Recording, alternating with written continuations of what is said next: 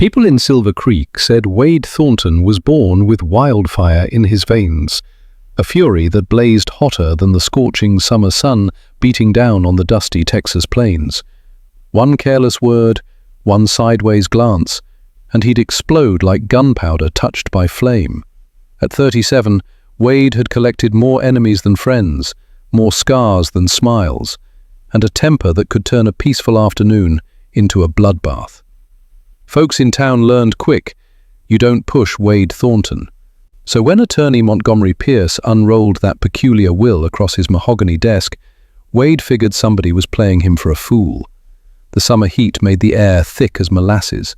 Sweat trickled down Wade's neck as that old clock on the wall ticked, slow, deliberate, like it was counting down to something terrible. "Your uncle left you everything," Montgomery said, his voice steady despite Wade's glare. 200 acres, a sturdy cabin, solid barn, and $1,000 in gold coin. Wade's jaw tightened. There was always a catch. "But," Montgomery continued, pushing his spectacles up his nose, "there are conditions. You must raise one pig, by yourself, for 9 full months, and you must live 6 months with a wife, without filing a single complaint to any authority, or you lose everything." Wade's fists clenched so hard his knuckles went white. A pig? A wife? His uncle must have lost his mind before he died. "This is some kind of joke," Wade growled. Montgomery met his eyes. "Your uncle believed discipline conquers rage." Those were his exact words. Wade stood abruptly, his chair scraping against the wooden floor, and that's when he noticed the second page of the will. The page that changed everything. Wade snatched the second page from Montgomery's desk, his eyes scanning the faded ink. The additional clause made his blood run cold. "Should Wade Thornton fail these tasks," he read aloud, "the entire inheritance shall pass to Garrett Thornton, to be used as he sees fit." Garrett, his cousin, the same snake who'd tried to swindle their uncle 3 years back, the same man who'd spread lies about Wade across 2 counties, the same bastard who'd burned down Wade's first stable and walked away without a scratch. Montgomery cleared his throat. "Your uncle knew about the bad blood between you two. That's precisely why he structured it this way." Wade crumpled the paper in his fist. The summer air felt suffocating now, pressing against his chest like a branding iron.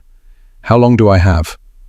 "You must begin within 2 weeks. The pig must be purchased and documented. The marriage must occur within 30 days of starting the pig trial. 9 months with a pig, 6 months with a woman, all while Garrett circled like a vulture, waiting for Wade to fail. If you're enjoying this story of rage, redemption, and wild determination, hit that like button and subscribe for more tales from the untamed West. Drop a comment below and tell us where you're watching from. We love hearing from folks all over. Wade stood, jamming his hat low over his eyes. "I'll do it," he said through gritted teeth. "But I ain't pampering no pig like it's royalty. And I sure as hell ain't pretending to love some woman." Montgomery's expression remained neutral. "The will says nothing about love, Mr. Thornton. Only compliance." Wade stormed toward the door, but Montgomery's voice stopped him cold. "One more thing. Your cousin already knows about the will." Wade rode hard through the shimmering summer heat, dust clouds rising behind his stallion as Silver Creek faded into the distance. His mind raced faster than his horse. Garrett knew. Of course he knew. That snake probably had spies watching Montgomery's office, waiting to see if Wade would even accept the challenge. By sunset, Wade reached his uncle's property. His property now, if he could survive the old man's twisted test. The land stretched out before him like a promise, rolling hills dotted with oak trees, a creek running silver in the fading light, and that cabin, small but solid, with smoke-scarred stones around the chimney, telling stories of winters past. The barn stood weathered but proud, and Wade noticed something carved into the doorframe. 3 breaths before action. His uncle's handwriting. Wade traced the words with his calloused fingers. The old man had been trying to teach him something even from the grave. The next morning, Wade hitched his wagon and headed to Dalton's Feed and Livestock, the biggest supplier in 3 counties. Buck Dalton looked up from his ledger, surprise crossing his leathered face. "Wade Thornton, didn't expect to see you buying livestock.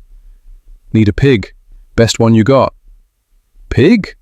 Buck scratched his grey beard. "Most folks fatten a hog for 4, maybe 5 months tops. You planning something special?" Wade's eyes narrowed. "Just need a pig that won't die on me."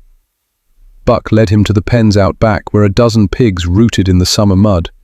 Wade's attention fixed on one, a young female with intelligent brown eyes and a distinctive white patch on her shoulder. She watched him without fear, assessing him the same way he assessed her. Strong legs, clear eyes, good breathing. "That one," Wade said. "She's stubborn," Buck warned. "Won't take to just anybody." "Good, neither will I." But as Wade loaded the pig into his wagon, he didn't notice Garrett watching from across the street, a cold smile spreading across his face. Wade secured the pig in a sturdy pen he'd built himself. Every nail driven with precision, every board measured twice. If he was doing this, he was doing it right. He named her Duchess, though he'd never admit it to another living soul. That evening, as Wade poured feed into Duchess's trough, hoofbeats approached fast. Garrett Thornton dismounted with theatrical flair, his expensive boots kicking up dust, his smirk sharp as a knife blade. "Heard you took the bait," Garrett said, leaning against the fence. "Didn't think you had it in you, playing farmer with a pig." Wade didn't turn around. "Get off my land." "Not your land yet, cousin. Won't be your land when you fail either." Garrett pulled out a silver pocket watch, the same watch he'd stolen from their uncle's house before the old man was even cold in the ground. 9 months is a long time. Lots can go wrong with a pig. Wade's hands stilled on the feed bucket. That old rage started climbing up his throat, hot and familiar, begging him to turn around and put his fist through Garrett's smug face. 3 breaths before action, he forced air into his lungs. 1, 2, 3. "You threatening my pig, Garrett?" "Me? Never." Garrett's laugh cut through the summer evening. "But accidents happen. Fences break, gates get left open. Poisonous plants somehow end up in feed troughs." Wade finally turned, his eyes cold as January despite the heat. "You touch my pig, you even look at her wrong, and inheritance be damned, I'll bury you where nobody'll ever find the bones." Garrett's smile faltered, just for a moment, before returning twice as sharp. "Still got that Thornton temper, I see. That'll be your downfall, not me." He swung back onto his horse. "Oh, and good luck finding a woman desperate enough to marry you. 6 months without complaints? You'll be lucky to last 6 days. As Garrett rode off into the darkening sky, Wade realized his cousin was right about one thing. Finding a wife might be harder than raising the pig. Wade cleaned himself up, trimmed his wild beard, put on his only decent shirt that wasn't stained with sweat and dirt. He rode into Silver Creek feeling like a fraud. What woman would want a man known for his temper? A man with more scars than conversation.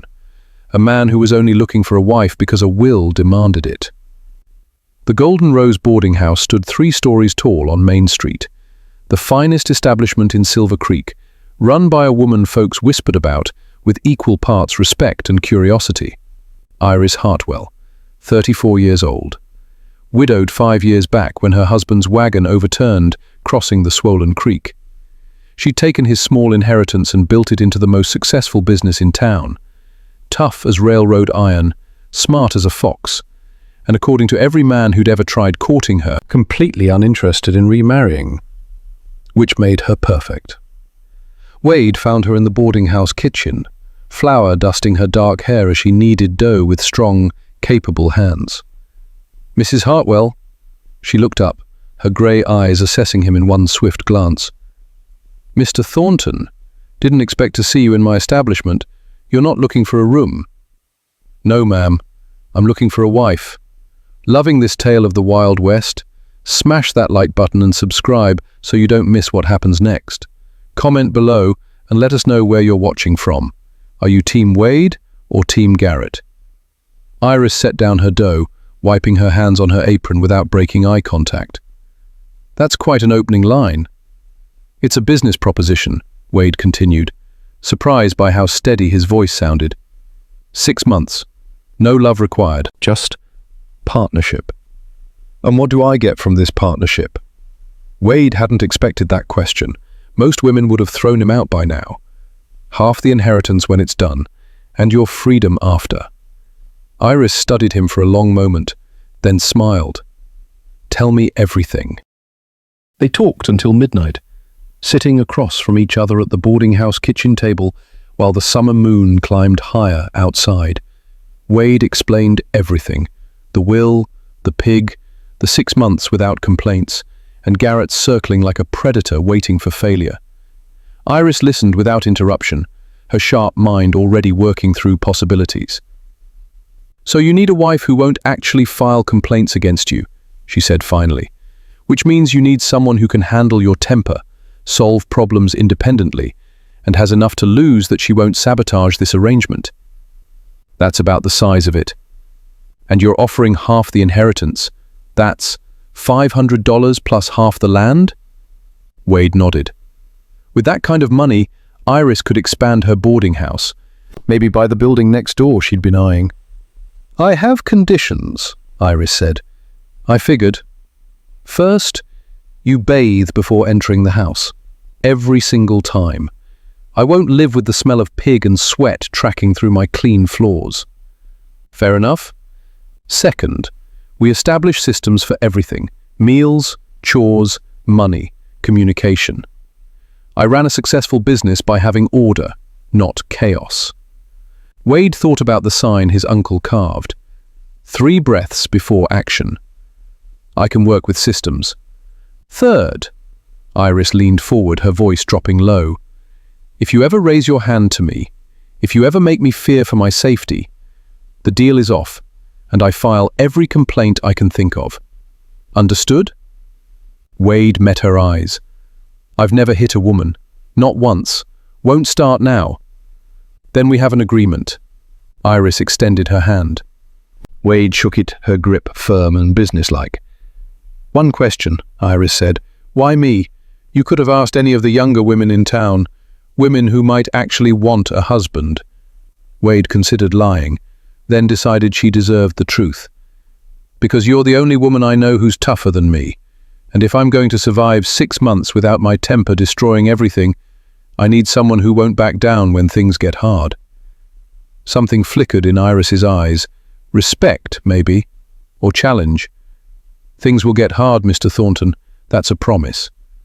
The wedding was set for 3 days later. The ceremony took place at the Silver Creek Courthouse, quick and businesslike, with Montgomery Pierce serving as witness. Iris wore a simple blue dress, practical and elegant. Wade wore his cleanest clothes and tried not to look like a man being led to his own hanging. Do you, Wade Thornton, take this woman? The words blurred together. Wade heard himself say, I do, but it felt like someone else speaking. When Iris said her vows, her voice never wavered. This was just another business transaction to her, another calculated decision in a life built on surviving through cleverness rather than luck. They signed the papers. Montgomery smiled. Congratulations, Mr. and Mrs. Thornton. Mrs. Thornton. The words felt strange, heavy with implication. They rode back to the ranch in Wade's wagon, the summer sun beating down merciless, neither speaking until Silver Creek disappeared behind them. I'll need to close the boarding house for a few days, Iris said finally. Arrange things with my staff. I should be moved in by week's end. Take whatever time you need.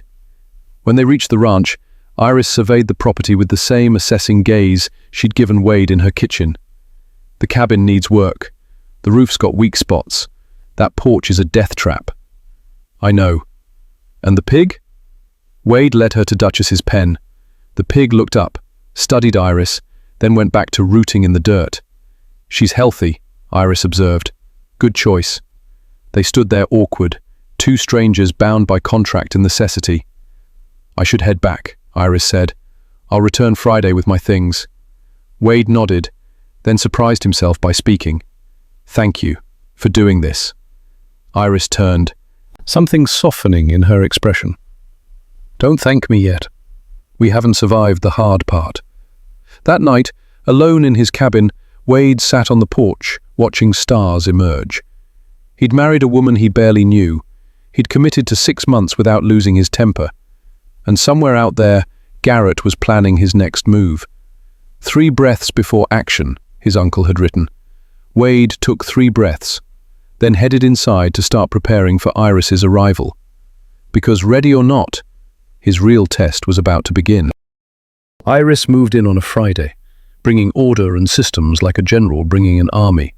She reorganized the cabin within hours, creating designated spaces for everything, establishing meal schedules, work rotations, even a weekly budget meeting every Sunday evening. Wade watched this whirlwind of efficiency with a mixture of admiration and intimidation. "This is the wash station," Iris announced, showing him the area she'd set up outside. "You clean here before entering. Soap, water, fresh clothes, no exceptions." "Yes, ma'am." "And this," she handed him a notebook, "is where we track everything. Pig health, expenses, problems that arise. If we need to prove you followed the will's requirements, we'll have documentation." Wade had never kept a journal in his life, but he took the notebook and nodded. The first 2 weeks passed smoother than he'd dared hope. They fell into routine, Wade handling the outdoor work while Iris managed the household, both treating their arrangement like the business contract it was. Polite, professional, distant. Then the summer storms arrived. Rain hammered the ranch for 3 straight days, turning the ground to thick mud, flooding Duchess's pen and revealing every weakness in the cabin's aging roof. Water dripped through the ceiling into buckets, Iris positioned throughout the house. The road to town became impassable. Their food supplies ran low, and Wade felt that old familiar pressure building in his chest, that rage looking for something to break. On the 3rd day, the well pump seized, leaving them without fresh water. Wade stood in the pouring rain, trying to fix the rusted mechanism. Mud up to his knees, sweat mixing with rainwater, and every turn of his wrench met resistance. His jaw clenched, his breathing quickened. The pump refused to budge.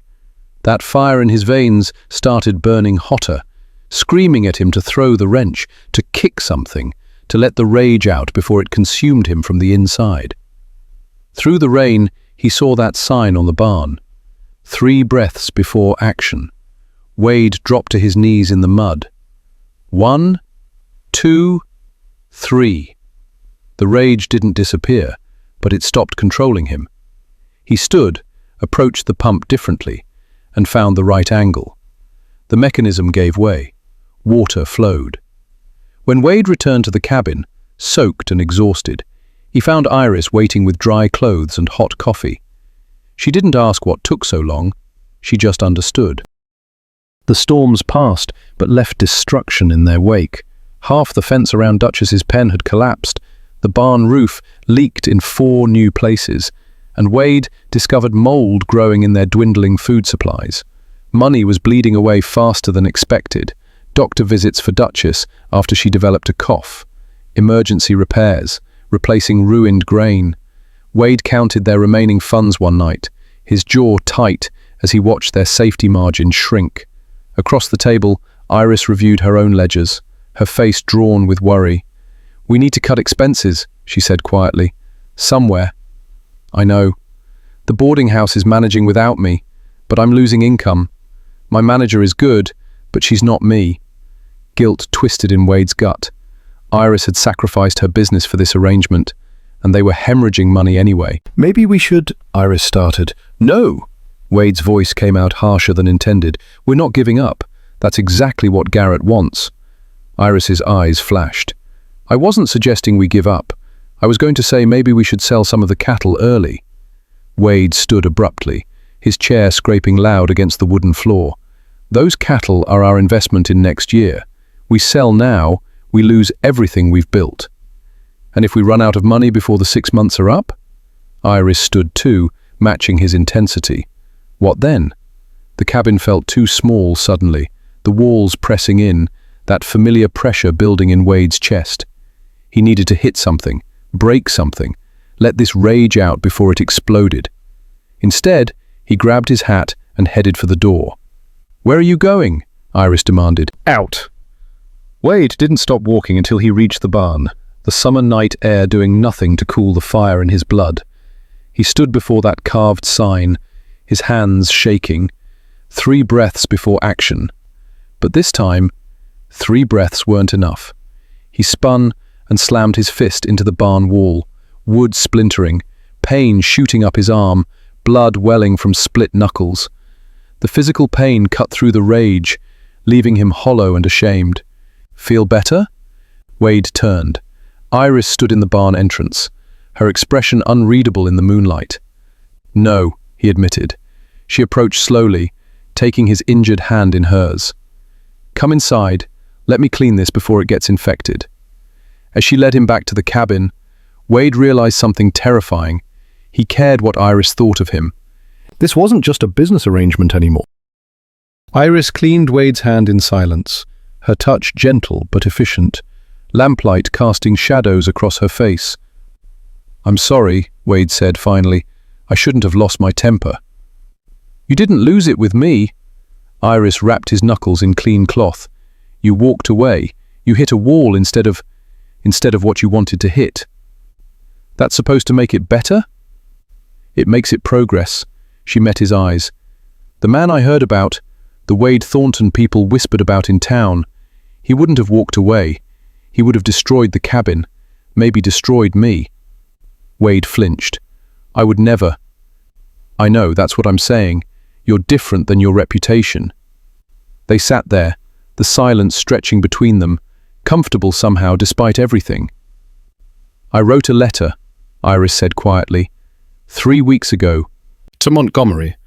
A complaint about everything. The money stress, the hard living, your temper." Wade's blood ran cold. "Did you send it?" "No, but I wrote it. I got dressed. I rode halfway to town." She laughed without humor. "Then I turned around." "Why?" "Because complaining wouldn't fix anything. It would just end this. And ending this means Garrett wins, means you lose your inheritance, means I lose mine." She paused. "And it means I lose this." "This?" Iris gestured around the cabin, at the life they'd built together in just a few weeks. "I've been alone for 5 years, Wade, running my boarding house, making every decision myself, being strong because there was no other choice. This story is getting intense.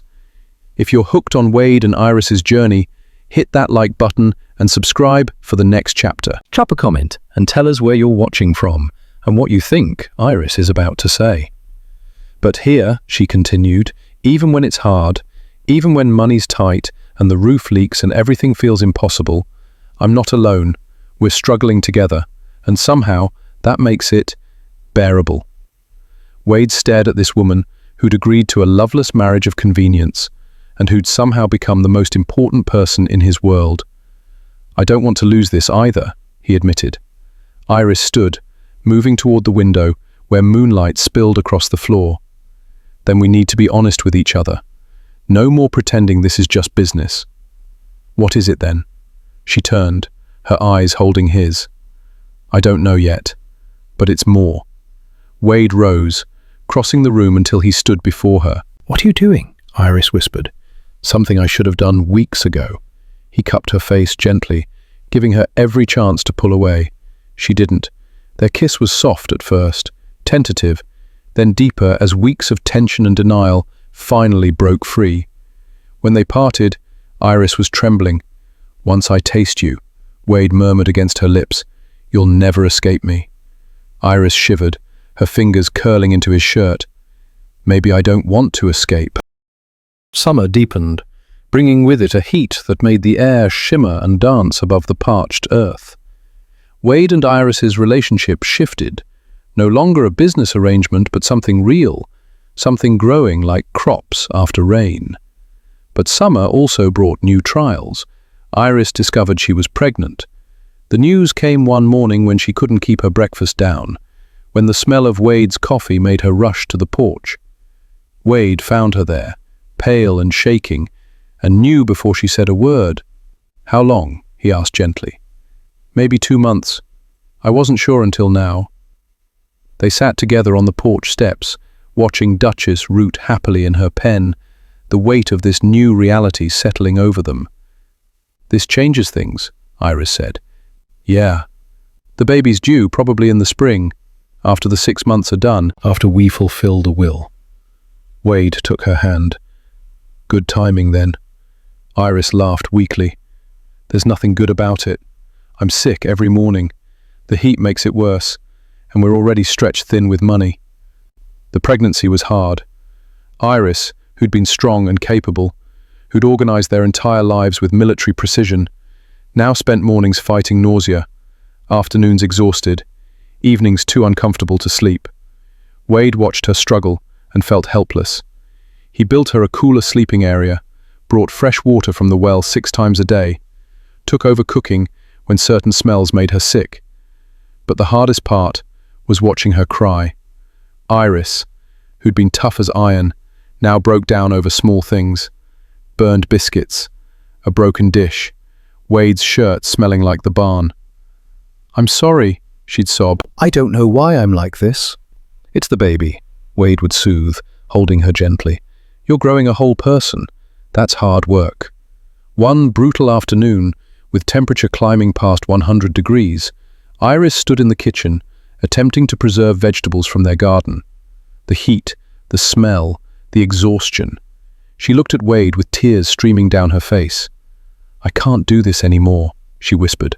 "I want to file the complaint. I want to go back to town. I want my boarding house where I had help and comfort." And Wade crossed the room, pulling her into his arms. "3 breaths," he murmured. "Just 3 breaths with me. 1, 2, 3. Iris's sobbing slowed, her breathing steadied against his chest. "I won't let you quit," Wade said softly. "Not because of the inheritance, because you're the strongest person I know. And this is just temporary pain. The baby needs you strong. I need you strong." Iris pulled back, looking up at him with red-rimmed eyes. "Once you taste me," she quoted his words from that first kiss. "You'll never escape me," he finished. "And I'm not letting you escape. Not from this. Not from us." She kissed him then, salt from tears mixing with summer sweat. "Then help me survive this," she whispered. "Always." The final month of the 6-month requirement arrived like a blessing. September brought cooler air, relief from the oppressive summer heat, and a sense that they might actually survive this trial. Duchess had not only survived the 9 months, but thrived, growing into a magnificent pig that Wade sold at market for $35, enough to cover most of their recent expenses. Iris's morning sickness finally eased. Her smile returned. The baby growing inside her created a small swell beneath her dresses, a visible promise of their future. Wade had kept every promise: 9 months with the pig, 6 months with a wife without filing a single complaint. More importantly, he'd kept the promise to himself. He hadn't let the rage win. On a cool autumn morning, Wade and Iris rode together to Montgomery Pierce's office, carrying journals documenting every day, every expense, every challenge overcome. Montgomery reviewed their evidence with meticulous care. The pig was purchased on time, documented weekly, sold after 9 months and 2 days. Check. The marriage occurred within the required time frame. No complaints filed with any authority. Check. All conditions met. Montgomery looked up, a rare smile crossing his professional face. "Congratulations, Mr. and Mrs. Thornton. The inheritance is yours, all of it. $1,000 in gold, 200 acres, the cabin, the barn, everything. It was real. They'd won." Outside the office, Garrett waited, his face twisted with fury. "You got lucky," he snarled. "That pig could have died. She could have left you." Wade stepped close, his voice low and dangerous. It wasn't luck. It was discipline, something you'll never understand. As they rode away from Silver Creek, leaving Garrett and his bitterness behind, Iris rested her hand on her growing belly. "What will we do with the money?" she asked. Wade considered, expand the ranch, buy more cattle, maybe build an addition to the cabin for the baby. And my boarding house? Keep it, expand it, whatever you want. This inheritance is ours together. We've reached the end of Wade and Iris's incredible journey. If this story moved you, hit that like button and subscribe for more tales from the Wild West. Comment below and tell us where you're watching from and what you thought of their story. That evening, as sunset painted the Texas sky in shades of orange and gold, Wade and Iris stood together on their porch, their land stretched out before them, hard-won, earned through discipline and partnership and love that grew from the unlikeliest of beginnings. Iris leaned against Wade, his arm wrapped protectively around her. "Once you taste me," she whispered, a callback to that first night they dropped the pretense. Wade pulled her closer, his lips finding hers in the dying light. "You'll never escape me," he finished against her mouth. She trembled in his arms, just like she had that first time, but not from fear, from absolute certainty. "I don't want to escape," Iris said. "Not ever." The fire inside Wade Thornton still burned, but it no longer destroyed. It warmed the home he'd built. It lit the path forward for his growing family. It proved that even the angriest man could learn patience, that even the most broken person could build something whole, and that sometimes the hardest trials lead to the greatest rewards. 3 breaths before action. Wade had learned his uncle's lesson well, and in the process, he'd built a legacy worth more than any inheritance. A legacy of love, discipline, and a family that would never escape each other, because they'd never want to. The end.